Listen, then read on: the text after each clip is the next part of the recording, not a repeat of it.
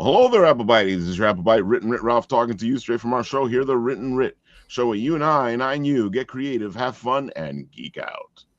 And folks, we are here. We are back. Is this still the first week of the year? We're in the second week. We're almost started the third week. Yeah. Yeah, because we didn't have a show last week, so these are the first two shows of the year. So last year was New Year's, right? Yeah. What does it feel like? It was like weeks and months ago. Pretty close. I mean, it depends. And I don't know, man.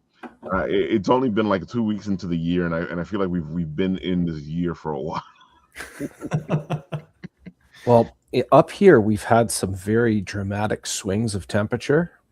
The Thursday before Christmas, we had like very aggressive, violent snowfall. The whole city here in Winnipeg was pretty much shut down. All schools, all everything. It was like violent. Like you took your life in your own hands driving on the highways, the streets, anywhere. And then between then to now, we've had like 2 hot flashes of weather. A lot of it became slush. And then we went to like, in one night, we dropped 24 degrees, went from like -2 to -26 or something. So all the slush is now just solid ice. It's like drawing your name in concrete, letting it set. All these footprints are in the ice. It's really cool. That feels like a history of weather, and that's just like a couple of weeks. Yeah. It does feel like history of weather. It sounds like you've had like a month or two worth of weather. You can send it down. You can send it down to Oklahoma. I will not be upset. Oh man, I'm going to keep all the cold here, man. It's so good here. Things are pretty chill. Mike, you were saying things are pretty chill by you? Yeah, in New Jersey. I'm in Princeton, New Jersey. Oh, you're right next to us. Yeah. It's been an interesting set of weather. We get some cold, but then it goes up to 40 something, and you're like, okay. Yeah. 40 is t-shirt and short. 40 is t-shirt and shorts. Yeah, that's exactly it. As soon as it's 40 and I leave the house, I'm like, oh, this is nice. Oh my god. Oh. I'm ready for beach though, guys. I'm feeling it today. I'm like, I'm ready for some. Hey, the guys in Coney Island go out for the beach in the cold. The polar bears. They go out for the beach. Polar bear plunge. Exactly. They do it every year. Yep. Yeah, my wife is from Jersey, so yeah. Joey. Yeah. I'm from New Jersey. I moved out. I never thought I'd come back, and here I am. You got left and you came back. I was in New York City for a long time until now I'm back. So wait, how's that feel? Because it must be like a strange, because I know everybody who comes to New York City, then they move away and they stay in the area. They're like, I should have never left, but at the same time, it's expensive here. Yeah, I love New York City. I lived in Long Island City, so it was fantastic. Oh, that's a good area. Yeah, it was great. I moved there back before it got even really popular, so we were there at the beginning, even before the whole financial crash and all that in 2007. And then it's just my wife's work. She's a scientist, and she's working for a non-for-profit here. It just moved us, so that was in 2020. So I do miss it still. I mean, it's nice. Princeton's nice, but really is the Paris of New Jersey, I think. It's great. At least it's a hop, skip, and a jump back into the city. It is, but man, New Jersey Transit, I swear, if there's a seventh ring of hell, I think New Jersey Transit's like taking everyone around it. Oh, I know what you're talking about, because you have a lot of conventions now in New Jersey, and we end up at a lot of conventions in New Jersey. There are, yeah, I noticed that. Dude, it's like I was looking at my con schedule, and I think you guys have like 6 or 7 right off the top of my head that I can remember. Yeah, Super Expo is actually right down the road from me now. It's going to be in Hillsborough this year. Yeah. There's more than New York. I think there's more than New York in Jersey. Yeah. It's close. It's very close. Well, Garden State Comic Fest by themselves is like 5 cons. Yeah, true. I think it's 3 normal ones, and every once in a while they throw another one in. But great convention. If you guys in Jersey, go check out Garden State Comic Fest, which is actually the first one, Winterfest, is next week. Oh, really? Oh, wow. Yeah, so the 24th and the 25th, it's at the fairgrounds. Yeah. Yeah, I love this one. It's a pretty decent one. They got this whole area. It's just like a nice place to be. Go check it out, folks. So Mike, why don't we do start off with you? Get the people learning about all the good stuff that you do. Give them the spiel. Go for it. Yeah, totally. So my name is Michael Connors, and I am the illustrator and author of a independently published comic book called Conrad Van Cottonmouth. It's a story about, it's a sci-fi kind of dark comedy story. It's about a rabbit that gets captured by aliens, and they experiment on him. They make him super smart. He escapes. He comes back to Earth, and it's really kind of like, what's interesting about this story is that while he's the central figure, he's still just a rabbit. The stories kind of revolve around him. So he's sort of like the catalyst, but he's nonverbal. He's really just a rabbit. So it's kind of this strange dark comedy, as I said. And there's this oracle that foretells the future of how this rabbit's going to save the world, and the government agencies are trying to use them to like help save from this impending disaster. Because in reality, it's just kind of like this weird alien force that was left onto our planet in the form of a rabbit. No one really kind of knows how to manage it. So that's really the basic synopsis of the story. And it's going to run for about 4 or 5 books. And I am actually finishing up book 3 right now. I was almost done with it, and then I looked at it and I decided to add 4 more pages. So I'm working on my last 3 pages right now. But oh yeah, that happens a lot. Literally on my desk right now is like 3 more pages. I don't know, you know how that goes. So right on, man. Yeah. So Just but it's all done. Man. It's in the can, as they say. I just have to like finish these last 3 pages. The creativity, and when it hits you, fire up a Kickstarter and stuff.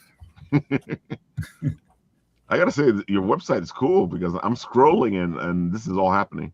Yeah, the parallax scroll. I may update it a bit and move that parallax scroll into a further down page, and then work on the e-commerce part of it, because right now I'm using a vendor for it, and I may revamp the whole site, I think, at some point, but keep some parallax scrolling in it, because I dig that. It's pretty cool. I think it's fun. So those are pages you gotta click to the next thing, but I'm just flowing all the way down and checking out all the beautiful stuff. Thanks, man. Yeah, so that's one of the central figures is Amanda. That's kind of like his friend. She really kind of keeps the rabbit grounded into reality, and the government agencies are like using her to help interface with the rabbit.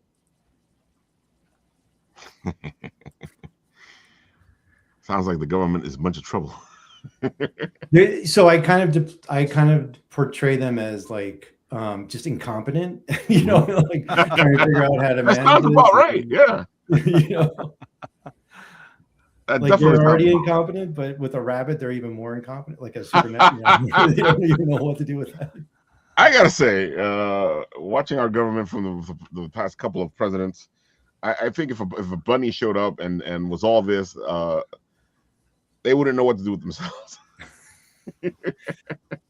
Well, for me, it comes from actually having friends that work as like in law enforcement and government. And I'm like, oh man, I know, like, you know, this story just kind of flows from that, you know, knowing how these people operate. Not that my friends were incompetent, but you know, the things that they have to deal with, right? They're like, oh my God, they gave me this car, it doesn't even run, or whatever, you know. That sounds like the government, yeah. Yeah. They're like, it's amazing. They're like, just what they have to deal with sometimes. It's pretty fun. I've had a couple of friends that work in the government, and they're always telling me horror stories, and I'm like, this is the government.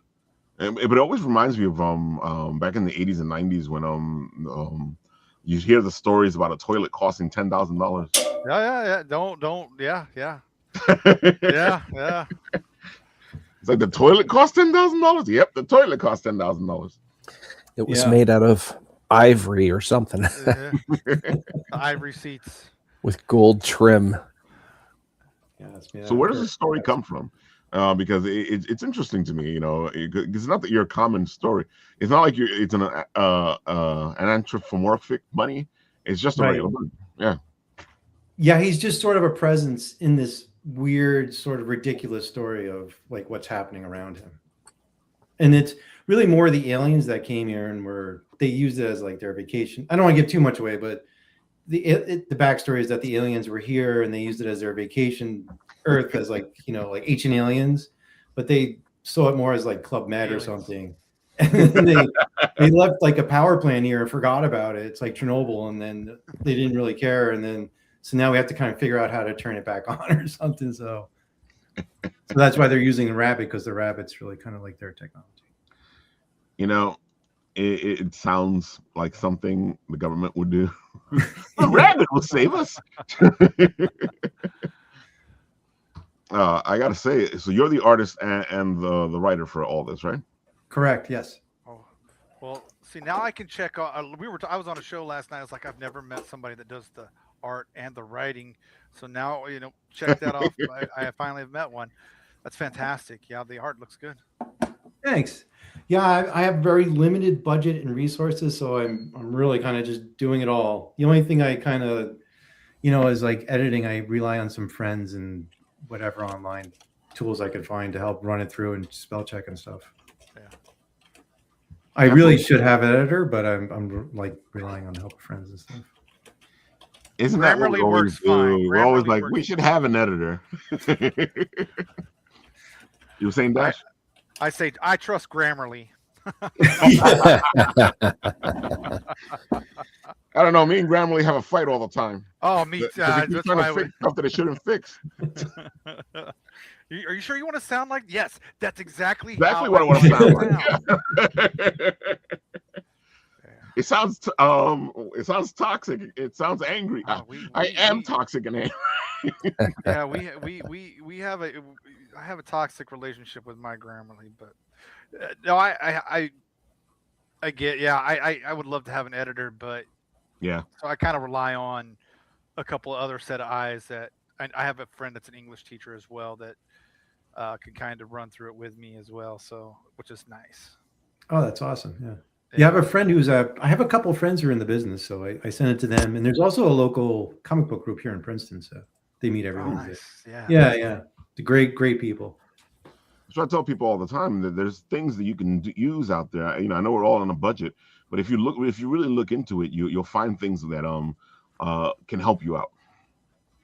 Yes, and I definitely recommend the Comic Book Creator Club here in Princeton that meets every Wednesday at the Arts Council. They're great. They're really nice people. And it's easier when you're working with other people. It's the same thing with writing. I tell people all the time, and I know a lot of writers get really funny about their writings because they think somebody's gonna steal it. And I'm like, dude, even if they take it, they can't write the same story you write. I wish I were popular enough that people would actually steal my stuff. I feel that. I feel that in my soul. Say that louder. I can't even give it away at this point. So. No. And it's a lot of hard work, and tell people, like, people always ask me why I don't publish. And I'm like, that's because it's a whole other job. And if you're publishing, you're not writing. And they go, oh, but that, isn't that how it works? I'm like, dude, I'd rather be writing than publishing. Yeah, I would rather be writing. And that doesn't even account for marketing, too. Marketing. Exactly. That's a whole other job. Yeah. Oh, man. Especially when you're doing a Kickstarter. I heard you mention Kickstarter. Especially when you're doing a Kickstarter, that is a lot of hard work. It is. It really is. It's every day, a few hours a day, just managing it and pushing it and building the traction and building the audience and stuff. Yeah.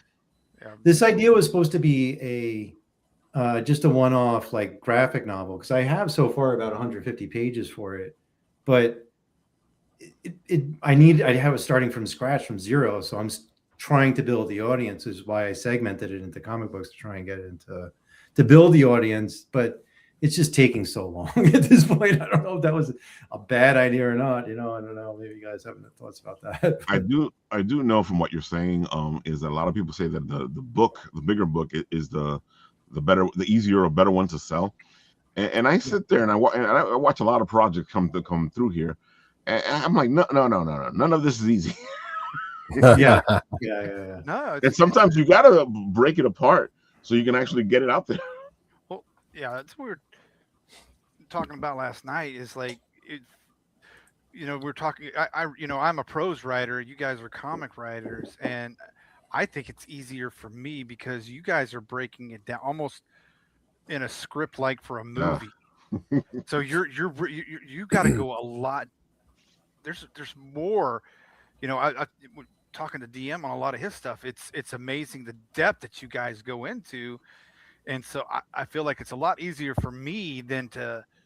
And I would rather write a movie script still than a comic script, because I still think going into a comic script itself is still a lot more in depth and detail.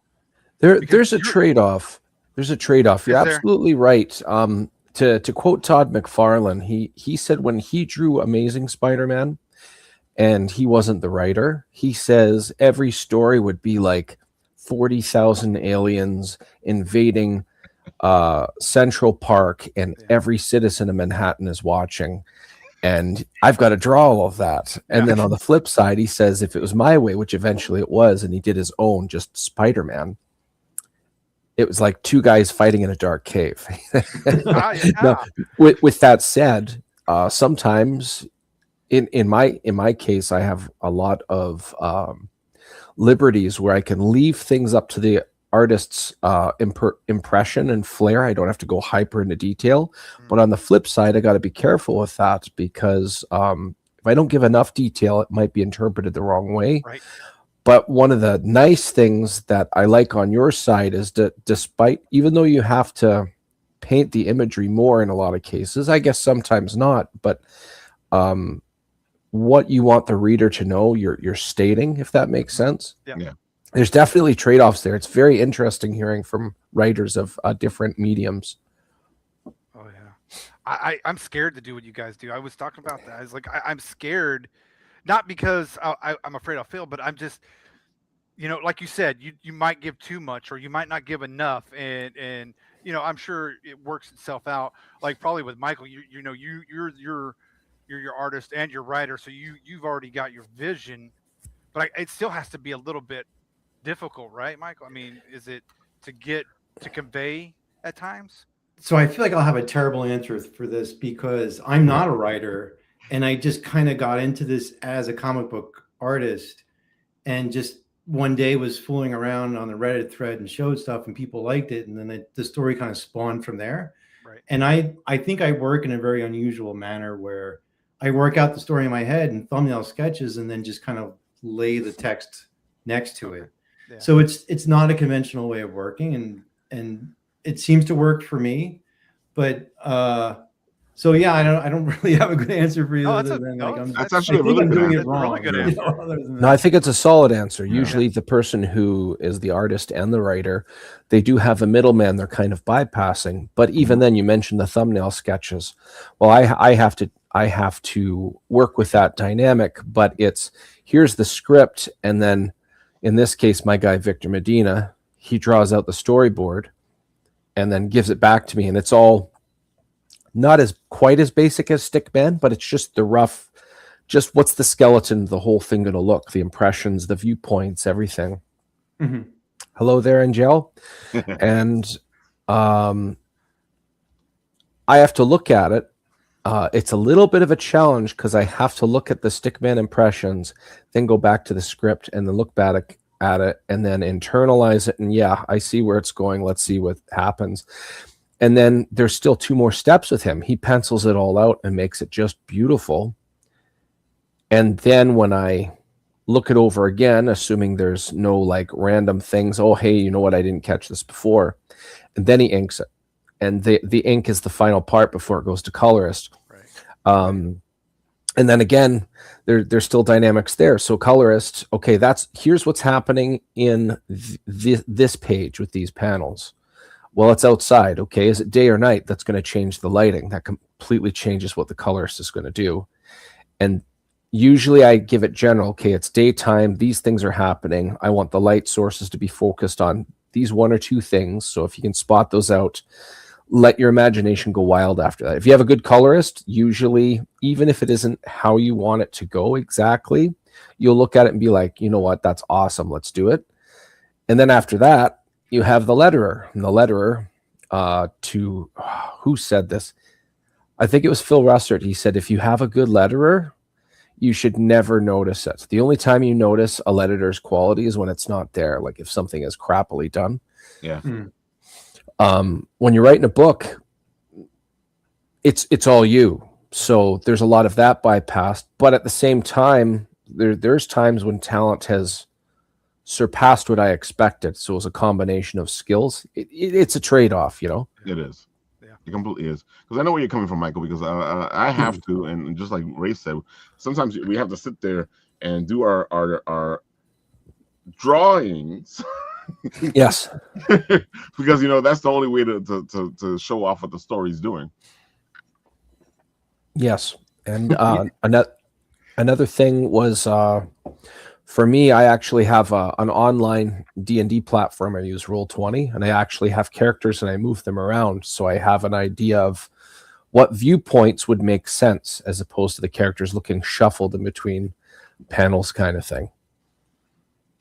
Nice. Yeah. I see it as like I'm thinking about how I'm watching a television show and I'm saying, Yeah. What is that scene going to look like? And, a lot of that just kind of goes back to just visualizing it. And I start with an overall idea saying, all right, in this panel, she's going to be like talking to this bunny and like trying to figure something out. And this is the overall like emotion and idea that I want to get across. And I have to do it in like 2 pages. And then I work out those visuals, and then I'm starting to put in like the drawings for it. Yeah. And then I realize that's wrong. Then I have to put in like another. Oh yeah, that means another page. You're doing this because you're in a better place. Because when Ray and I are doing it, we're like, does this work? Are we putting too much on the page? Is it coming through? Am I missing something? Which is how the artist usually helps out, is because you talk to the artist, and then you guys can like navigate, how everything's going to work. Yeah, you pull each other into a panel kind of thing. Yeah. One thing I noticed back when Wizard Magazine was still a thing. I love Wizard Magazine so much. Rest in peace, Wizard. Yep. Yes, but during the first Civil War of Marvel, there were a couple articles I read where the editor at the time, there was so much going on, like all the stops were pulled, all the characters were utilized that were on Earth at that time in that story. They actually, on one of their walls in their office, they had Post-it notes with every superhero's name on it. Yeah. And then every time a scene would shift or something critical would happen, they would rearrange where the heroes went, because you have so many intersecting monthly issues. Okay, my issue is going to take place at this time. Well, you can only have these heroes in your pages. So there's so many heroes, sometimes they're just in the background because there's so much chaos going on in those stories at the time, which was pretty cool when it's all considered and funneled accordingly. But it's very interesting, the details one can overlook just looking at these cool imagery, but in the background, literally Post-its on walls to make sure they don't have the wrong character drawn in the wrong comic at the wrong time kind of thing. Mind mapping is a good tool for sure. Yeah. So I love. That's why I also love George Perez, because he was like the king of that stuff. Yeah. He would have put all these characters on one cover, and you're like, how the hell did he do that? My the one that I always go back to is the one where Superman is holding Supergirl, and everybody's behind him, and you're like, yes. I always like pulling that one out and looking at it, because you always catch something new. That's still my favorite cover. My favorite cover is that one. Yeah, man. That's a solid cover. Yeah, and if somebody told me recently that I should have a show about collecting and collectors, and I'm going in that direction because I do want to talk about a lot of this stuff. And I gotta say, like, when these books first came out, it was like seeing this book at the newsstand or seeing this book at the comic store. It was like, wow. Yeah. Yeah, they were statements now, because now you look at it and you go, I bought that at the comic store. Yeah. It's worse when I say I bought it at the newsstand. Because people go, what do you mean newsstand? Yeah, I got my my first Marvel versus DC's at comic stands, or at newsstands, when they first did that first what was it, 90? I can't remember the exact year that they did Marvel versus DC. Yeah. In the 90s. Yeah. And 96, I believe. Yeah, you're right. and I got it at a newsstand, and I still have, I have them, and my girls are like, "Did you get that? Did you buy that online?" No, I bought that. Because you buy it online. I bought that at a newsstand. Online was you didn't have online, barely had online Well, then. online was there, but it was really difficult. Yeah, but yeah, Yeah. there's nothing. I mean, I sit there and look 33.6 modem. yeah, I sit there and look at some of the covers that I have or the comics that I have. Oh And yeah, I know exactly where I picked them up at. I yep, know exactly how much I paid for them. yeah. It's hard now. I mean, nowadays, you just it's. I walk into a store and it's just like, I don't get the feeling. I don't get the feeling anymore that I did back then. But I still No. love my comics. But But I also find that back then you were surprised where you found comics. mhm. Now you have to go to the direct store to get the comics, or if you get lucky, you'll be at like a Dollar Tree and they're selling them in a bundle. Bundle. You're like, but Yes. see that surprises the hell out of you because you sit there and you go, holy shit, look, there's comics in Dollar Tree. Or Ollie's. I find them now in bundles at Ollie's. But yeah, you used to get them at Target. Yeah. Mhm. Or back early they had the Any whole comic- grocery store. yeah, Yep. any grocery store. Mhm. Yep. And now you don't. I'm glad that Dollar Tree's bringing them back. I'm glad Yeah. a little bit. And Ollie's Walmart occasionally has some hidden gems Yeah. up here in Canada. Oh, yeah, they're hard to find. It's the same thing here. It's like you're again. It's another one of those times where you're surprised as hell when you run into. So, but you guys are talking about floppies though, not like the trade paperbacks, because those you Correct. still Oh, no, it's floppies, find yeah. in Mhm. yeah, Yeah, just the what? floppies are not really circulating as much. Maybe because they're just not making as much money on them, I guess. I don't know. Yeah, Well, trade they paperbacks. want You find to- those in a lot of bookstores too. They Yeah, want to do the trade paperbacks. They don't want you to do the floppies anymore. right, They'd rather do the trade paperbacks.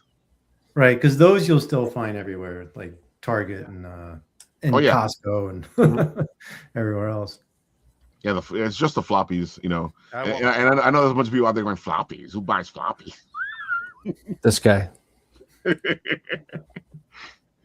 Which is, Michael. That's what I'm saying. We completely get it. You wanted to do this in floppies. It makes it easier because I think people don't understand, and we explain it here on the show a lot. If you make the book, it's a lot more money, and you have to have that money ready to go so you can make the book. You can raise the money through the Kickstarter, but you don't know if that's going to happen. Yeah. So most Right. of the times, what people do is they make the book and then go to Kickstarter, but that's a lot of money. Yeah, that's what I'm doing too. I mean, I'm kind of front loading it with funding it, but my costs are low because it's just me. It's the Yeah. printing that's the cost. So, and it's a floppy, so it's not like I'm doing a trade. Yeah.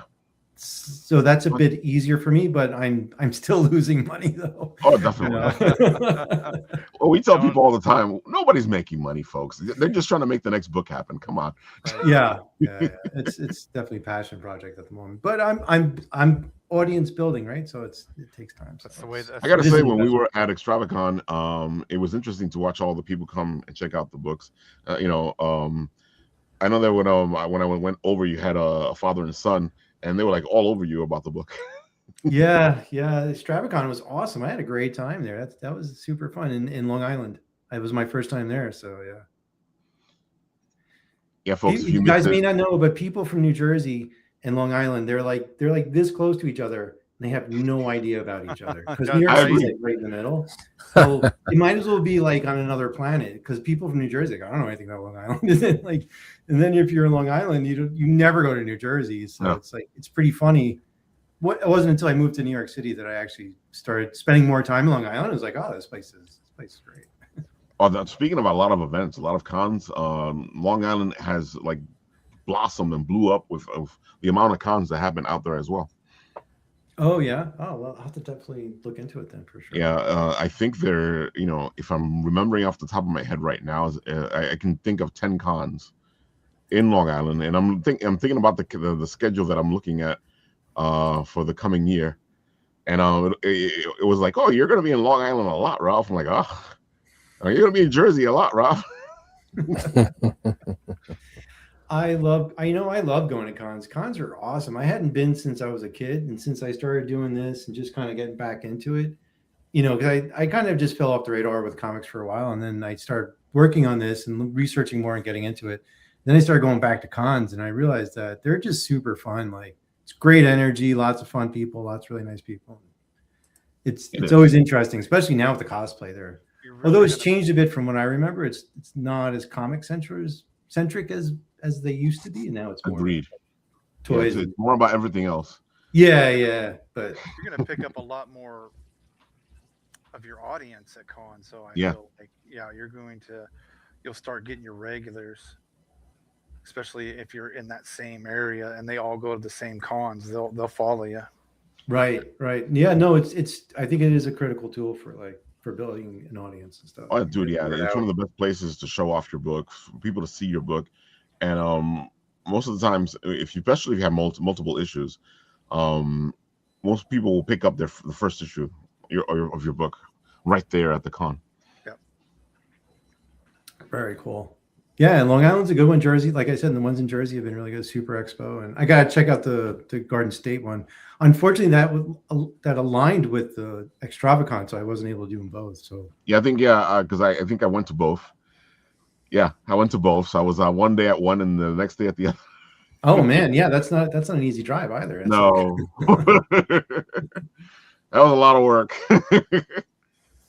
But we love the guys at Garden State Comic Fest, so I was like, I gotta go. And what ended up happening, because I think I wasn't gonna go to Extravagant because it was we were supposed to go to Garden State on Saturday, and then my driver couldn't make it Saturday, so I was like, okay, now I can go to Extravagant and then try to make it on Sunday to Garden State.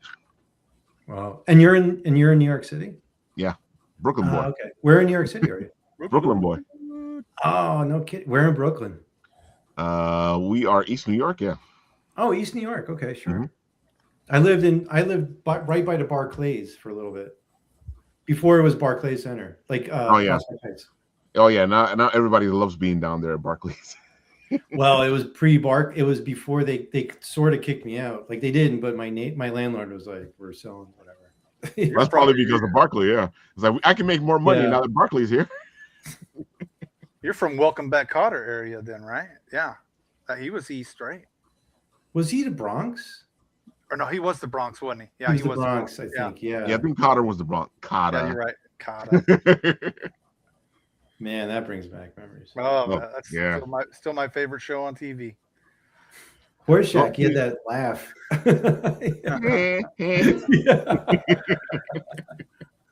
Mr. Cotter. Mr. Cotter. Mr. Cotter. Oh man, they don't make shows like those. Those 70s shows were fantastic. Best shows ever. Yeah, very thought-provoking, very good, very well written. Oh yeah, that's because you had 13 channels too. You had to pick like yeah. that and the UHF channel, which was weird. No one watched that. Yeah, you be on the UHF. I think I can see something. Yeah. Yeah.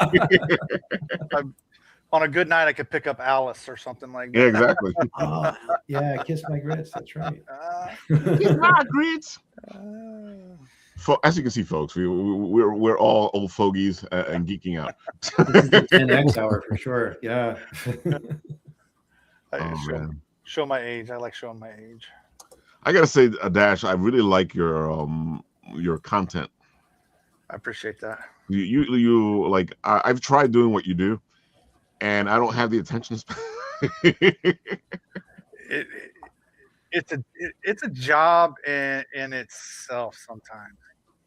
It's just a lot of stuff I will put on time on I'll create it the night before or something, and I'll put it on a time release to when I want it to post. If something strikes me funny, then I'm posting it, or I got things like that. And yeah, you are like a connoisseur of all this stuff. You do the music, you do the shows, you do the movies. I'm a pulp culture connoisseur. I again, it's just like I said, I love the 70s, I love the 80s, and I love the the vintage times, and because I can talk about the 90s, but I was in Panama and Korea and all through the 90s, so I don't know a whole lot other than what was going on in those countries. But 70s, 80s, I'm all good for. But it's just I feel like I can connect, and it's fun. And it's fun. I get a little engagement with it. So. Does all this help out your writing? Because I Yes. know it helps out my writing. Yeah, it does. Like when I bring up like certain, well, it's just like that one you commented on. It was, Oh, that was a good one. Yeah. yeah. I was just sitting there, and I had the, I'm a toy collector, so I was like, well, what can you write about toy collecting? And so I was just like, yeah, the GI Joes are watching me walk through the room, and they're proud of me for doing my military service. But my Hot Wheels are a little mad at me because they're dusty and they need a car wash. And He-Man's being a little judgmental because I haven't hit the gym in a while. I've kind of missed my gym time. But Superman, Superman says you're doing okay. Just keep working what you're doing. And it just, that all came together, and so I just put it down in words. And I want to do it's just like we were talking about. I want to get more into the Substacks or Yeah. Medium or something like that, where I can write, even if it's not just working on my own projects. It's just something to put up. Something to put up to, like, it's just like Michael says, build my audience. Yeah.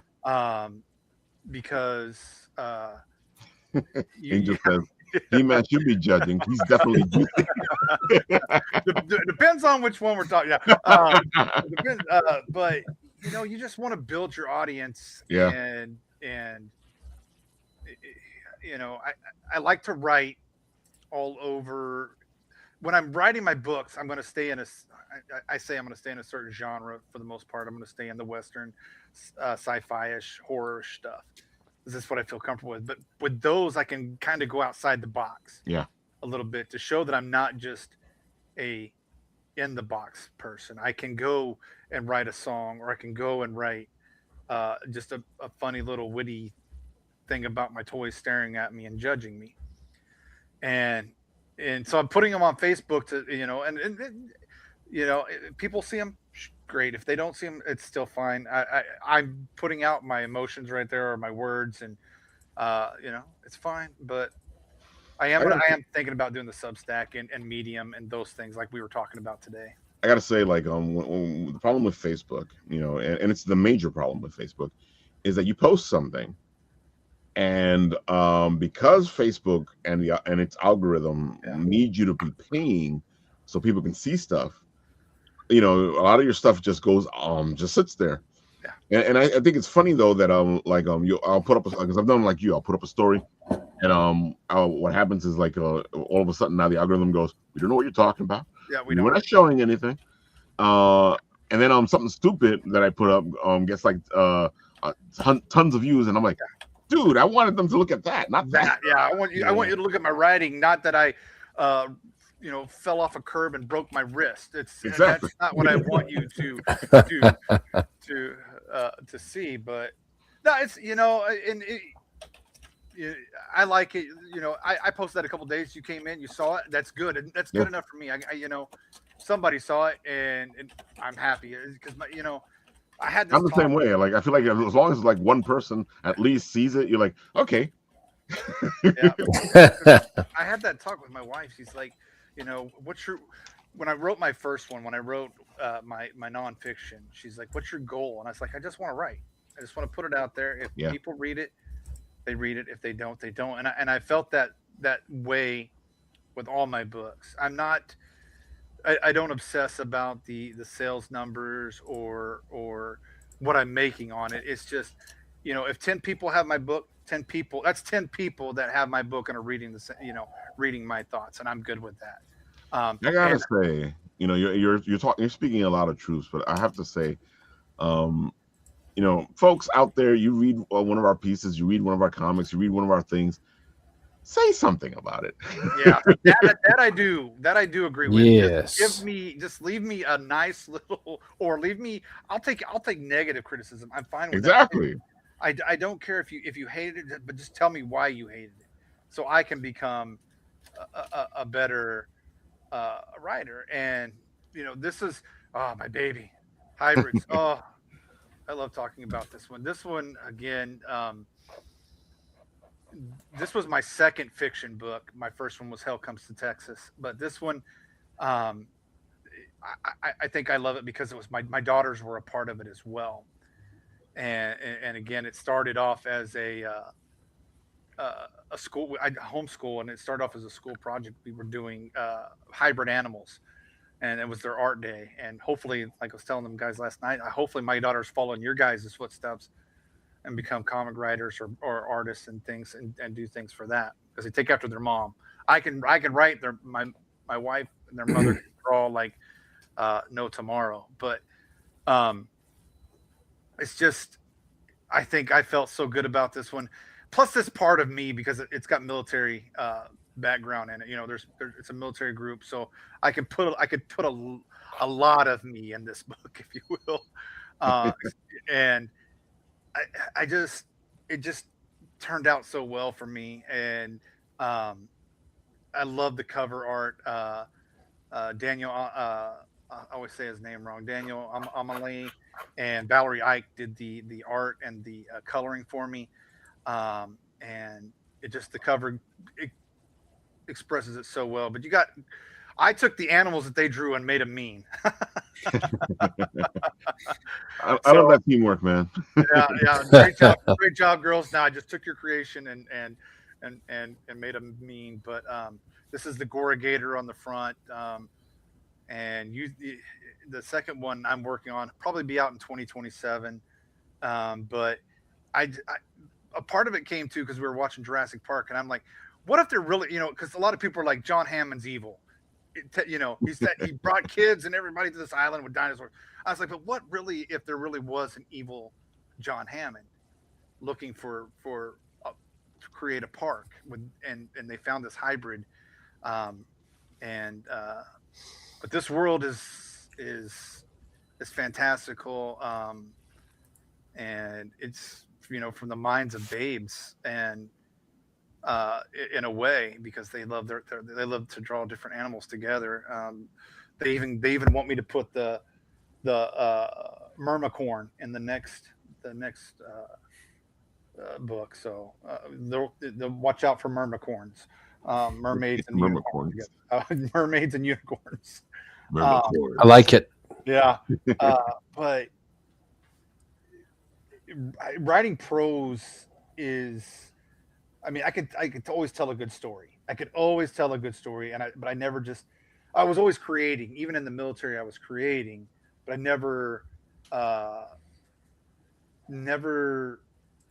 really put it to paper. I mean, I've got story, I kind of, but this one, if I ever, I'll write other books, but this one, even though it's my second one, this one will always be my tops, my favorite. So you've done both styles. So what do you find easier, the story aspect or writing something like the Superman book? I like the fiction. My nonfiction is not very long, but it took a lot out of me. It does, yeah. It took a lot out of me because that was me coming. I've been retired from the military for just a few years, and I was dealing with my issues and PTSD and just trying to find myself again. And so that's why I wrote that one. And there was a lot of heart poured out into the Superman book. And so I don't know if I don't have to I can get a little emotional in these, especially when you're writing, you find a character that you really love and you're just like, the only way to make this book go forward is you have to off them. It can get a little emotional, but I love fiction writing because you can go anywhere with it. And in nonfiction, I'm set to the knowledge that I have and what I'm trying to convey. in the nonfiction. And I probably will write another nonfiction somewhere down the road. But with fiction, you can just go anywhere, and there's no rules. Even for you can have rules, but it's like somebody said last night, and I thought it was, learn the rules, but break them.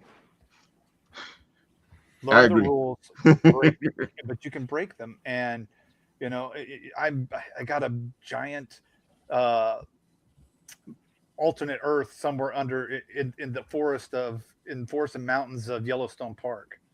It's easy. You can do that because it's fiction, and then there's no rules to follow. And I think that's why I like the fiction so much. Also, to add to that, whatever rules you break or establish, as long as it's consistent, everybody buys in. Yeah. A good example of that failing is the second sequel Star Wars movie, where they used a ship at light speed as essentially a missile. And that broke the reality, because now you have a ship. We could have done that to the Death Star with one X-Wing. Yep. Right through the center, right through the core and everything. But like you're saying, you can make whatever rules as you want.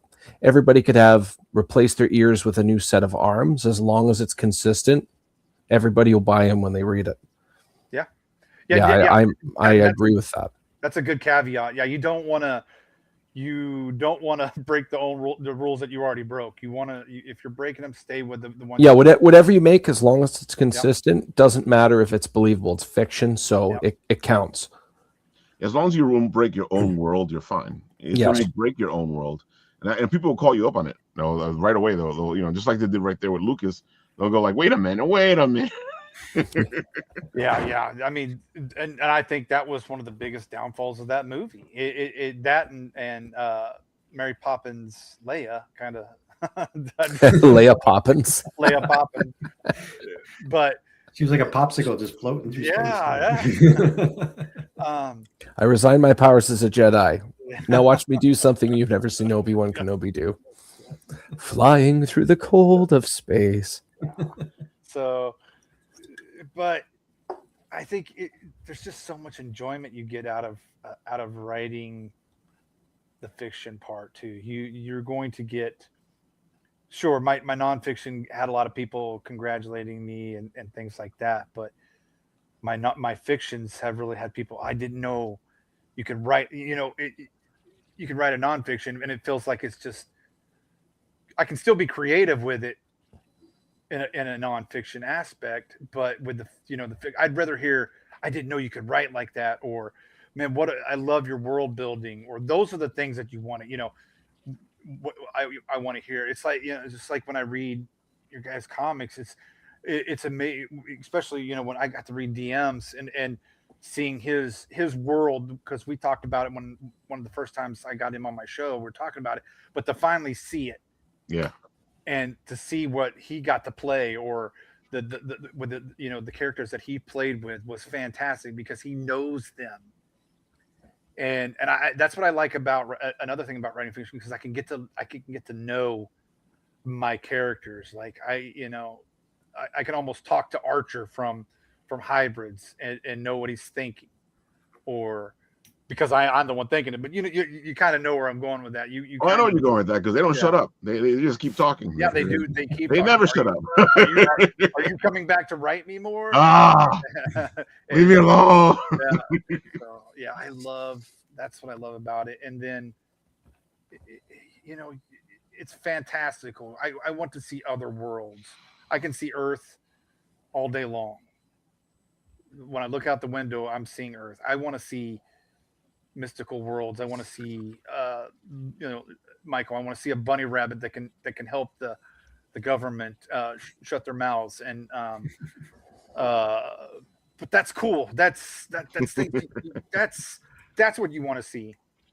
Those, at least to me, that in my opinion, you want to see a drunken dwarf kick the crap out of a bunch of undead zombies, and one of the cool dragon men that DM has. That's my favorite character of all time now. Just because he can reach out his arm and he's docile, but he can reach that arm out and choke the crap out of you if he needs to. Those are what I want to see, and that's what I love about fiction. Yeah, fiction is great like that. It's your world. You're building it, right? And then I feel like the best part is when you have a character, you think hard, like, what is this character going to do? What is this character going to say? Yeah. And then all of a sudden that it sort of almost takes a life of its own. And you know, in your mind, it's like, oh yeah, this is, and it just kind of runs with it. It's like daydreaming times 1,000. It's very interesting because if you set up certain creative constraints, it's almost like you're saying there, dropping some water and then watching what pipes it runs through. Gravity just pulls it down those deflected avenues of thought. Well, of course, this would go down that path, kind of thing. Yeah. Oh, that's really excellent. neat. Yeah, I totally can relate to that kind of a myth.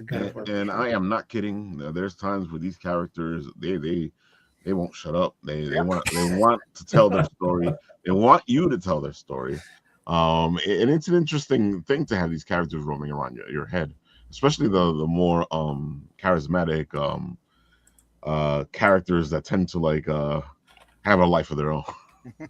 Yeah. When are you going to write me again? I got you. I got you. Yeah. Trust me. I think the worst ones are the villains because Yeah. they're just assholes in the first place. Yeah. That's one thing I want to work. I feel like I can write a good villain, but I want to write a great villain. I want that Joker. I want that Thanos or whatever you're going for.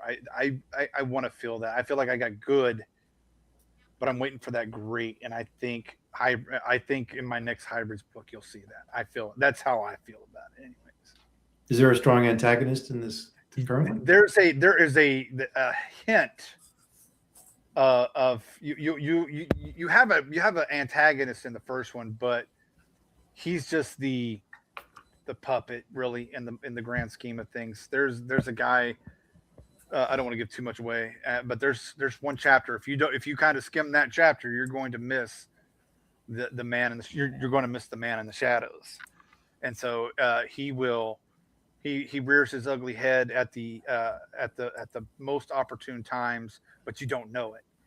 And then, but he will be a big presence in book 2, and he really is my evil John Hammond. He is the guy that just, he's, for lack of a better term, he's the bad businessman. He is the evil businessman. He's the Lex Luthor of my world, I guess. So Gotta love it. I'm excited about him. He talks a lot in my head, trust me. Oh yeah, I know exactly why I mentioned it. And diving into this, using the segue, Ray, and I know we both do this when it comes to especially what you're writing, because we as DMs end up with a lot of stories, and it's an interesting conundrum because it's you writing a story, but at the same time it's not a story that you can write. So it's harder to put all that stuff together because you got to figure out what works, what doesn't work, or if you want to make it the way the game was, you got to figure out how to make it happen. Yeah, so my book, it's loosely based off of the first homebrew campaign I ever ran in D&D over a decade ago. And the main differences are that I took the characters that my friends were playing as in the story, I removed them and injected my own characters in. Because of that, I already knew where the story was going, but at the same time, the characters that I made, I would have to weigh out how they'd interact with each other, how they'd interact with their environment. I was surprised how nicely it came together, as we were using the analogy of just directing where the water would flow or setting up the constraints and letting the chips lie, as they say. In regards to antagonist, mine is a really interesting one. Anybody listening right now, as you can see, there's a pre-launch page. We're up to 91. I almost have 100 followers. Ooh. Trying really hard to top that off. Hundreds is the best place to start. I'm getting really close to beating my record for followers before the launch.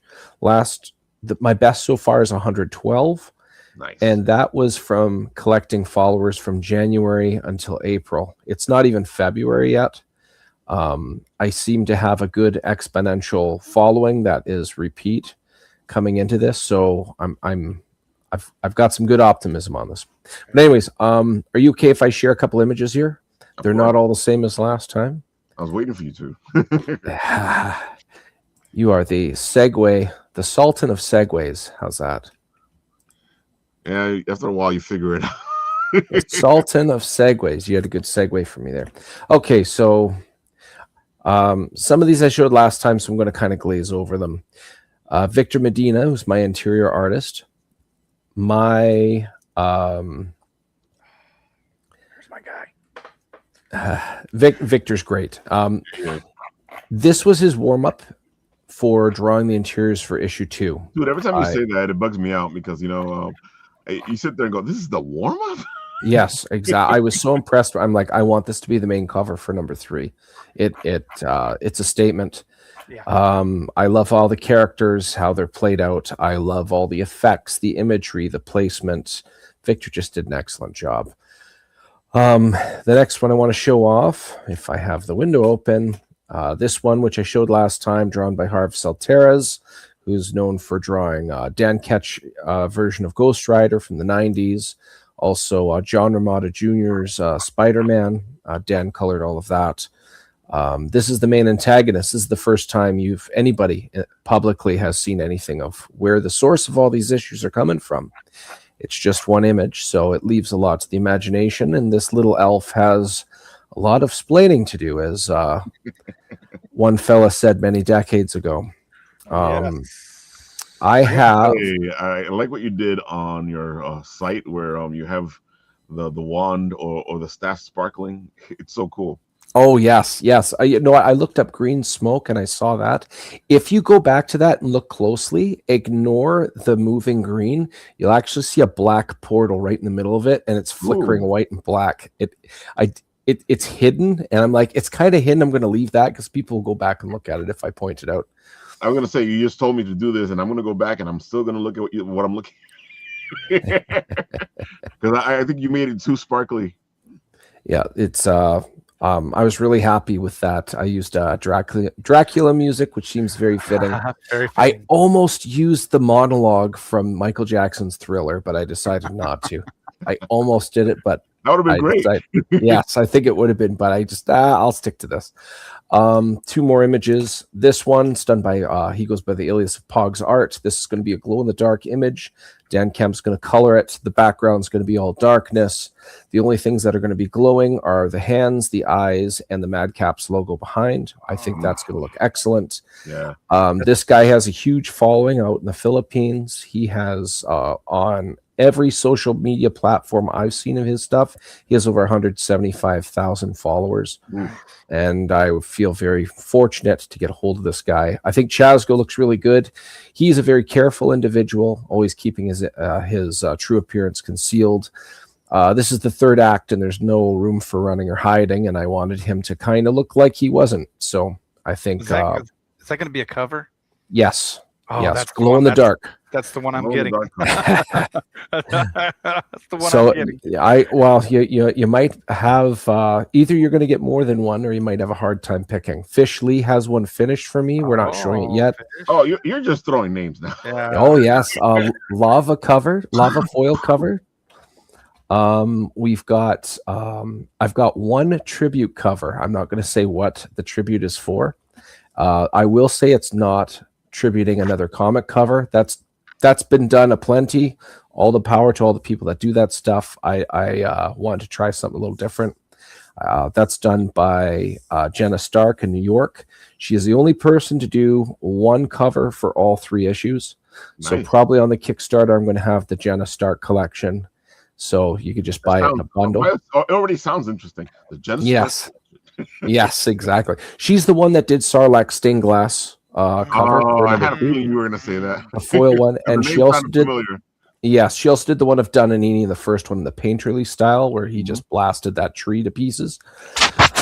Before I show this final picture, Rod Ramos Rodolfo In issue 2 of the Madcaps, he did the cover of Madrakas pulling the ground upward using magic. They're all special in their own rights. Jay Sloan, he did the concept art at the back of issue 1. He did the Chasgo image for the cover of issue 2, where his bird MX is on his shoulder. And what else? I had a comic book art winner last year who had his fan art in the back of issue 2. He's doing a cover for me of Madrakas. That's all I can say right now. But the last thing I'll show you is the black and white line art to page 1 of issue 3. And it picks up right where issue 2 left off. There it is there. Yeah. This could be a cover too. That could be a cover. Yeah. You're not the first person to say that. Yeah. That is just so good, though. Man, it's good. But yeah, Victor Medina, shout out to Victor. He is, I'm very happy with what he's been providing. This last issue, this is page 1 of 23. There's a reason it's 23 and not 22 like the others. But there's no room for diplomacy. There's no room for anything else. One thing Victor has complimented me on in regards to my script is I'm not a naive up-and-coming comic writer. He's referred to liking my story because it isn't everything action all the time. The action's justified. There's pacing. There's times when things are just people talking, and that's okay because it's critical and relevant. We get to issue 3. We got to wrap this up. You go to any really good superhero movie, big fight at the end, right? So there's a little bit of gravity. These are not the mightiest of characters in the realm. They are a little bit pressed for time for fixing a problem, and this is the end of the night. We mentioned establishing your own realities and your own rules. Well, in my story, when it comes to magic, it's like flexing a muscle or having endurance and running a marathon. If you're not accustomed to do it, you would get tired out real quick. Right. There are dynamics like that. They're all fatigued. This has been an all-nighter. They're not at their best. They've been they helped stave off an outbreak at the beginning of the night. They've gone through a little bit of a scouting mission, for lack of better wording, through a bandit area. There's been some high stakes. They are not 100%, and we'll see how it goes. I promise you, these 4 tangling with this little group, and I use the word loosely, it's going to be a good time. I wish I could say more, man, but from the first one that launched almost 2 years ago till now, absolute torture, not even being able to talk about this individual, but finally I get to show an image of her, but it's going to pick up. It's going to be a really good time. I'm here for it. Well, yes, sir. We've all been waiting for this. And of course, I have to make sure you mention this because, in your tiers, you always do that. Yes. Go ahead and tell them. You want me to? Okay, sure. Michael Towson, professional dungeon master. In the last 2 Kickstarters I've run, there's an option to buy in and play a game where he's a dungeon master. 3 of us, Michael, you're definitely welcome to join. Any of the fees to buy in, I don't make any money off of it. It goes directly towards paying Michael for his services. Well paid. It's a great time. It's a great time. Michael is anybody who's never played D&D before. Within 15 minutes, you will be having a grand time. And my favorite example is always the same thing. Nat went into play. You wanted to play a vending machine. You played a vending machine. His character was a vending machine warlock that powered off of the belief of itself. And its main attack was an eldritch blast that shot anime dolls out of the vending machine. And Michael's like, okay, we can make that work. And he put it together. So vending machine. And he was called VM or vending machine. Vending machine, what do we do next? I gotta say, one of the other fun things, speaking of Michael helping you out, is that we've been able to play our characters from our books in the game. you know, and which makes it even much more fun because now, and I gotta say, like, it's one of the most interesting things because, you know, like we were talking before, they talk to us, but it's very rare that you actually act them out, you know, play them out. You know, I do that. I do it in front of the mirror, but that's all because I have voiceover background. So you're constantly trying to make sure that you're talking in the right way, you know, to make everything sound the way it's supposed to sound. So I have conversations with myself. Oh yeah. But it's fun to be able to like take the character, break him apart, and then play him or her there in the game because I found that I learned so much about the characters that I was playing. Yes. Yeah, it was I've played all 4 characters now under Michael Towson's games, all 4 characters from the Madcaps, and I was very satisfied with how they played out in various different, like, really cool dynamics and stuff. I got to do the cool thing, but at the same time, I got to do the laid back thing, or the thing that doesn't get a lot of glory, the role play, which is essential. But when you think tabletop RPG, role play is obviously important, but you're obviously thinking, how can I max my character's archery ability? How can I get the maximum amount of damage on this next person?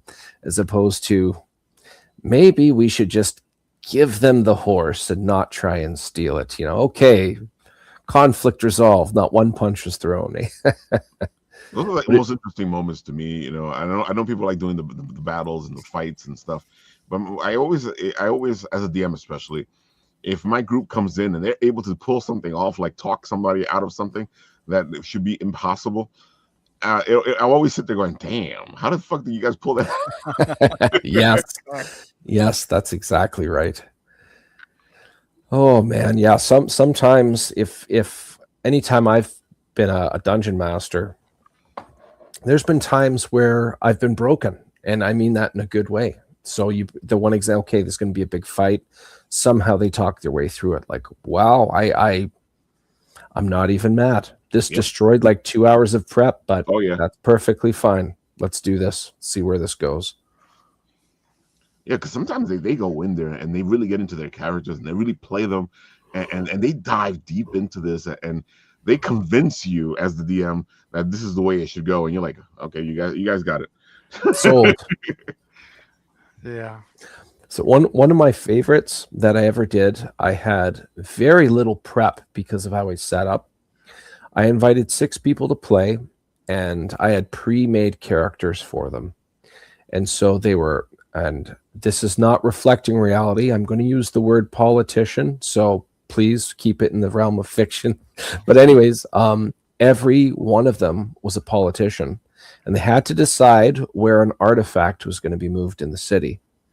The king and queen, who are neutral druids, have these politicians sorted out because they're neutral. They don't care. They just want to do their thing. What each politician didn't know is that they were all warlocks. They all had different patrons, and they all had different instructions. Some involved assassinations. One person who was a lawfully good individual became a vampire, not by choice, was cursed, and had some means of concealing her ability. But another warlock was told by their patron, one of these other 5 is a vampire, and you have to slay this person. And they were all locked in a ruin. The king and queen, the druids, locked it off. They're not coming out until they decide where this artifact is going in the city, because there's an incoming army. And it was supposed to be a 1-shot. It ended up being a 2-shot, and nobody died, surprisingly, by the end of it. It was all fighting by within 45 minutes of the first one, and the fighting just went for 5 hours. Not one death. I was beside myself. I was expecting we'll get rid of the biggest outliers, and then everybody else will come to some type of common ground or something like that. No, everybody just started throwing haymakers relentlessly. 2 people who were the injured the most, they went into hiding, and everybody else, the 4 of them, can we all agree to do this and then not have to fight anymore? Okay, and that ended it. The whole thing. It was crazy. It was a good time. That is rare, because usually they're trying to kill each other. And you're like, oh man, you're supposed to try to work with each other. Why are you trying to kill each other? Yes. Oh, it was great. Speaking of vending machines. Yeah, speaking of vending machines, here's Nathan here, the vending machine. I knew he was going to do the sound. Oh my God. So Michael, why don't you tell the people one more time where they can find you? Because this book looks fantastic and they need to go check this out. Yeah, thanks. So you could find me on ConradVanCottonmouth.com, and all my socials are Conrad Van Cottonmouth. And there's a sign up on the site. If you go to the website and you click through and sign up, you'll get the issue 1 and 2 free, or issue 1 free. I can change issue 1 and 2 free, but you'll get free comic books if you sign up. That's yeah, good. and Kickstarter for number 3 will be coming out real soon. I'm going to do my coming soon. Hopefully, I'm going to try and put that up in the next week or so, and then book 3 will be coming out next month or so. Or like I said, I'm down to my last 3 pages now. Hopefully, I'm not going to. You were telling us before, yeah. What's your convention schedule looking like? I don't know. I haven't signed up for anything, so I'm hoping to do the Super Expo one, but it's my anniversary that weekend, so I haven't broached that one with my wife yet. Isn't that how it works? I can see it now. Wifey, you want to go to a Comic-Con for the anniversary? Yeah. She's very supportive. She's amazing. She's great, my wife. But I don't know. Yeah, I know. Might be pushing your luck. It's close, right? I could drive back and forth, but I don't know. We'll have to navigate that one for sure. But but I haven't signed up for anything else yet. I keep trying to get it. Like, I think New York is hard, right? That one's for me to do too. But it seems like a lot of the really good ones, they sign up quick. So yeah. I don't know. Maybe Baltimore again. I was in Baltimore. That was really great. So maybe I try Baltimore again. Baltimore is a good con, especially for indie creators. Yeah. So I don't have anything on the radar just yet, but I will try and put at least 2 or 3 this year for sure. Very nice. But folks, keep your eyes open, and of course, we're gonna have Michael back on the show because we like the bunny. Yes, we do. Yeah. Oh my Thank God! you very much. I like the bunny, but we like the bunny. Pretty awesome, not gonna lie. Yeah. Thank you. I love the concept, and again, like one of the things that bugs me out the most is you didn't go anthropomorphic, which everybody would go, because I feel like if it makes life easier. Yeah, I'm sending you guys the PDFs if you want to take a look too. Oh, thanks, man. Yeah, it's kind of like Bugs Bunny meets a weird, dark sci-fi comedy type of situation. I'd watch that. Yeah. It's kind of bizarre. Gotta love Bugs Bunny. All right, Dash, why don't you tell the people all the good stuff? Where can they find you? Blah, blah, blah. Again, you can find me on you can find my books at Amazon. Just search Dash Hooper. And you will find Hybrids, Hell Comes to Texas Superman, whatever one, you can find them out there. And on my social, find me on Facebook, trying to be a comedian or a pulp culture guru, I guess, if you will. Other than that, just living life. Yeah, folks, you guys got to go onto his Facebook and check out all this stuff, the conversations he has. And I thought DM does a lot of live shows, but Dash is constantly doing these shows. Like, man, every time I turn around, it's like, oh, Dash is live. Yeah, part of the madness group. You get caught up in some great stuff there. So that's another one that's coming. That'll be just scroll back. That one's coming at the end of 2026. So that's another one I'll be talking about soon. Right on, man. I love it. Keep working, keep going. One of the worst things about creating is that sometimes we get stuck in ourselves, and we take a long time to finish stuff. Doesn't mean we're not doing stuff. Yeah. It just means it take a long time to make it come out. It's just like I don't know about you guys, but I've got like rough drafts. I've got outlines. I've got just beginning. Yeah. Character Bibles starting. I'm just all over the place because, as I said, and you guys said, my head is just full, and I got to put it to paper. Somewhere. And so I have so many works in progress. I completely get you, and I understand where Michael's coming from because most of the times when I see my story, I see a scene, and then I'm trying to figure out how to make the scene happen in writing. Because you have to explain it the right way for the scene to come from here, Yes. and be on Yes. the paper, and Yes. sometimes that's kind of difficult. Oh, unbelievable.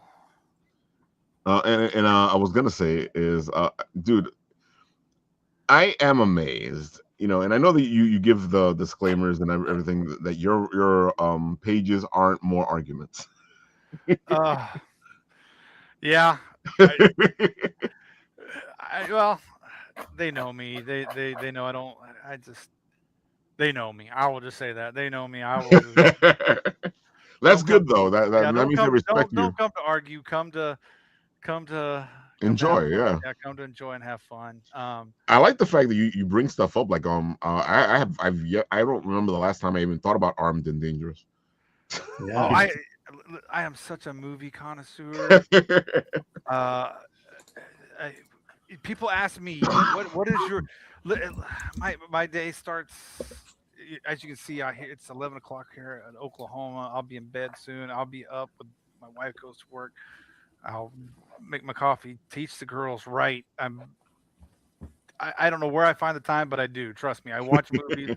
I listen to music. I find a time somehow. I think I thank the military for that much, for giving me a way to multitask and do things at the same, multitask. And so I find time. It's wild. So I said all that to say, go on to his Facebook. These are fantastic conversations. They're a lot of fun. Go to have fun. Don't go to argue. Yeah, we had a good one tonight about how do you know when an argument's, or what do you say when an argument is over? And I just love to hear some of the some of the funny comments, and it's all for fun. And I like some of the other ones. I'll get off it. I promise, real quick. Like I had the one about the lawyers the other day. You've been accused for stealing $2 million worth of Pokemon cards. And you have to use a lawyer to get you off. Who are you using?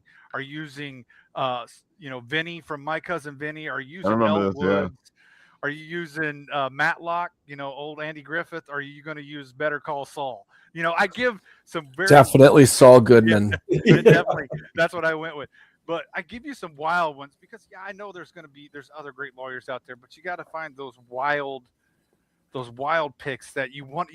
And I do it to help people write as well. I don't know if people catch on. No, it makes sense because they're writer prompts. Yeah. Yeah, they're absolutely writer prompts because I want to see why you're picking Saul, why are you picking L, and so I do that. Some people don't. My sister, of course, she's not going to ever. She's just going to come in and say anything opposite that I say just to get on my nerves. But That sounds like that Monty Python scene where the guy pays to have an argument. Yes. Excuse me, I'm here to have an argument. No, you're not. You're here to have an argument.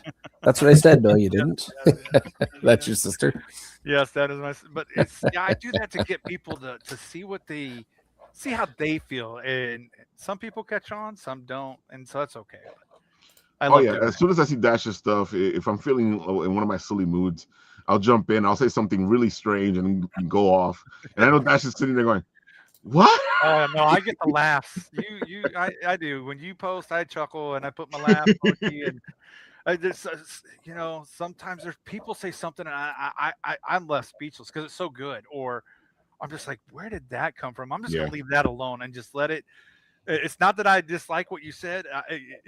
Especially if I give you a laugh emoji, it means I really love what you wrote. But that's my creativity. I want to see what you guys can do too, and it's fun to hear what you guys got to say. Some of them come up with some good ones. It's also a good way to get your thoughts out, because it's very rare that we can actually say our thoughts without somebody jumping all over. That is 100% correct. All right, Mr. Ray, why don't you tell the people all the good stuff where they can find you? Go for it. On Facebook, you can find me as DM Ray. In between mics, I was eating something spicy, and I'm trying not to cough. It's all gravy. Look at him. He's turning red. It must have been hot. Oh. Uh-oh. Ooh, look at him. Bad timing on my part. That's why I call it a hot take. Oh, It is man. Are we on hot ones? I missed hot ones. Exactly.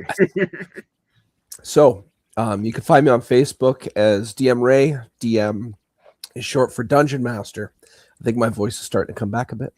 You can find the Facebook Madcaps page. You can find me on Instagram as Raymond the DM, because DM Ray was taken.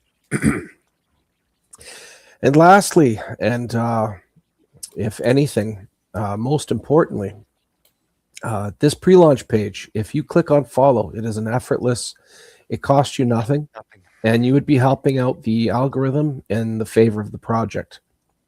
If you like what you're seeing, but you can't support it, which is very understandable, this would definitely help. If you do believe in it, you would be helping in a different way, which is huge. On my Instagram and Facebook contacts, you will be finding some things coming up in regards to updates. Every week I'll be showing something new, and it's going to be awesome. That's all I've got. Love it, folks. Go check it out. You want to see all this beautiful stuff. Especially the art. It is fantastic. Yeah, And I am going to mention right now. Let's see where'd I put it. Yeah, Michael, that art is awesome. Just awesome. Where did I put it? Oh, here it is. Share this. Okay. Our friends at It's Getting Dicey are opening up a store called the Geek Outbreak, and they're doing a con called the Geek Outbreak Con. So the opening date for the store is March 14th, and they're going to have the con on that same date, and it's all going to happen at the mall. What is it? The South Side Mall? Yep. And folks, you want to go to the thing? It's fun. It's upstate New York. Go check it out. These guys do fantastic stuff. If you're looking for D&D dice, these guys are the guys to get, because they get some interesting stuff. That's fantastic. Yeah, I like that. Let's go to the mall. Exactly. And I'm working on being there for the grand opening and the con. So we'll see what happens. I had to bring up one of Canada's greatest singers there, Robin Sparkles. Let's go to the mall.